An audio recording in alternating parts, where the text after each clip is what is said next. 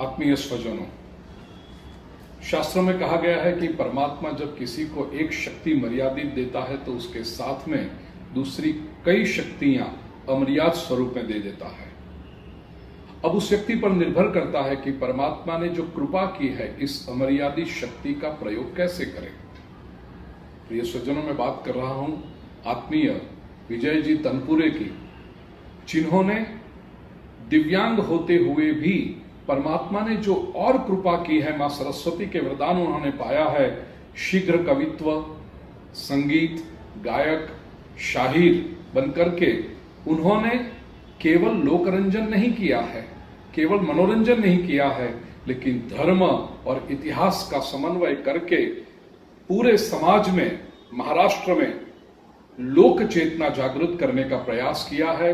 आज के युग में जो अत्यंत आवश्यक है, राष्ट्र भावना जागृत करने का प्रशस्त प्रयास किया है। मैं उनकी इस भावना को व्यासपीठ से प्रणाम करता हूं, अभिवादन देता हूं और आशीर्वाद भी प्रदान करता हूं। जो भी उन्होंने किया अपनी मर्यादा को लांघ कर, और एक बात कहूं प्रिय स्वजनों, श्रीमद् भागवत के 9वें स्कंद में रंतिदेव जी की कथा है, जिनके लिए शब्द प्रयोग किया गया निसर्ग करुणो नृप। दया भाव होना ठीक है, लेकिन दया में मैं श्रेष्ठ हूं, मैं तुम्हें मदद कर रहा हूं, और उससे मदद करने वाले के अहंकार को भी पुष्टि मिलती है।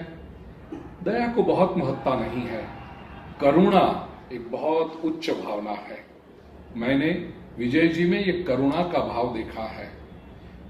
अन्य की वेदना को अपनी वेदना समझ करके और स्वयं जो वेदना का अनुभव किया है वो किसी दूसरे को न भुगतनी पड़े, ऐसी एक उच्च विचारधारा को लेकर के अपने उपार्जन का चौथा हिस्सा 25% ऑफ हिज इनकम को समाज सेवा में लगा करके कई प्रकल्प उन्होंने सफल किए हैं।